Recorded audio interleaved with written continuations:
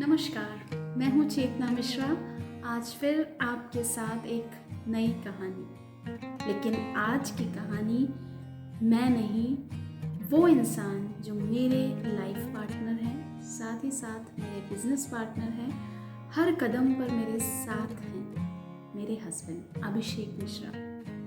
वो आज की कहानी आपके साथ शेयर करेंगे। तो उम्मीद करती हूँ आप सभी लोग लाइक करें, शेयर करें, सब्सक्राइब करें, ज़्यादा से ज़्यादा लोगों तक पहुंचाएं। नमस्कार दोस्तों, मैं अभिषेक मिश्रा, एक सक्सेस एंड लाइफ कोच। आज आपको एक ऐसी सच्ची कहानी बताऊंगा जो जीवन को देखने का आपका नजरिया बिल्कुल बदल देगी। आप सभी को वो भयानक हादसा 9/11 तो याद होगा। जी हाँ दोस्तों, 9/11 का वो भयानक हादसा जिसमें अमेरिका के वर्ल्ड ट्रेड सेंटर की ट्विन टावर्स को कुछ आतंकवादियों ने उन्हीं के प्लेन से उड़ा दिया था और जिसमें तकरीबन 3,000 मासूम लोगों की जान चली गई थी। यह कहानी उसी से जुड़ी हुई है। मगर क्या आप लोग जानते हैं कि उस हादसे में ऐसे कई भाग्यशाली लोग थे जो बच गए, जिन्होंने मौत को चकमा दिया था।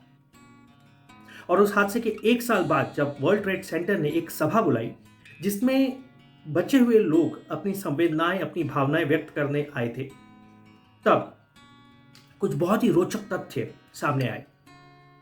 जब एक एक करके इन भाग्यशाली लोगों ने अपने मौत को चकमा देने की कहानी बताई, तब मालूम पड़ा कि कोई इंसान इसलिए देर से पहुंचा था क्योंकि उसके बच्चे का स्कूल का पहला दिन था। किसी ने अपने कपड़ों पर चाय गिरा ली और कपड़े बदलने में से थोड़ी देर हो गई, इसलिए वो लेट पहुंचा। तो किसी के घर में अचानक से बच्चा होने की खबर आई और उसे हॉस्पिटल भागना पड़ा। कोई ट्रैफिक में फंसा हुआ था, तो कोई इस इंतजार में था कि उसे टैक्सी मिल जाए ताकि वो समय पर ऑफिस पहुंच सके। और सबसे मजेदार किस्सा तो उस इंसान का था जो घर से निकला समय पर, मगर अपने नए जूते जो उसे बार बार काट रहे थे उनकी वजह से वो बच गया, क्योंकि उसे बैंडेज लेने के लिए रुकना पड़ा।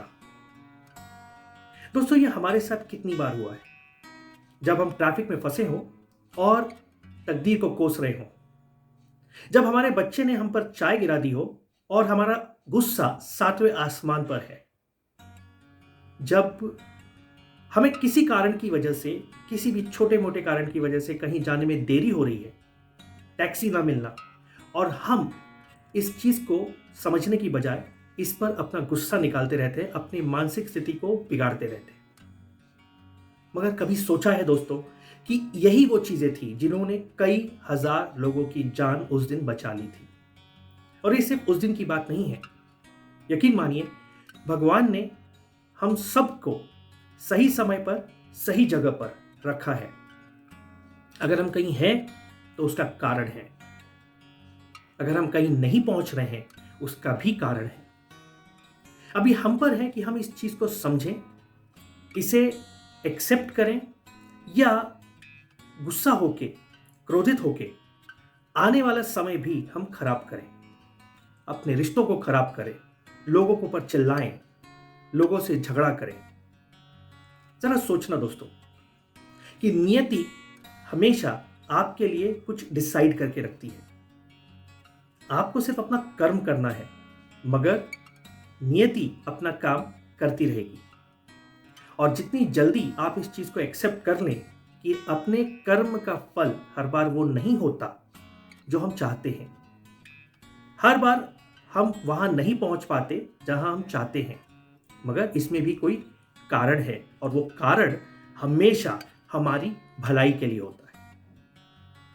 अगर हम किसी तकलीफ में भी हैं तो मतलब ये कि हमें ऊपर वाला, हमें जीवन कुछ सिखाना चाहता है, इसीलिए हम उस तकलीफ में हैं। अगर हम खुश हैं मतलब हमने कुछ अच्छा किया है और इसीलिए ऊपर वाले ने हमें वो चीज दी है।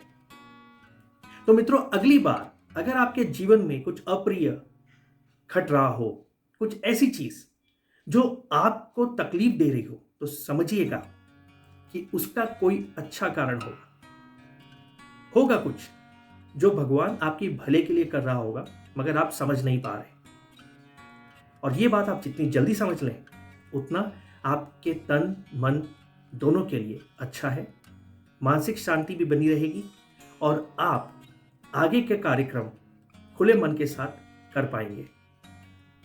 उम्मीद करता हूँ ये कहानी आपको पसंद आई होगी। अगर आपको ये कहानी पसंद आई है और आप इससे कुछ सीख पाए हैं तो कृपया हमारे channel soul healing with Chetna, prosper with Abhi को सब्सक्राइब करें, क्योंकि ऐसी कहानियों के साथ मैं और चेतना हम दोनों आते रहेंगे, आप लोगों को सुनाते रहेंगे। ओम नमः शिवाय। धन्यवाद।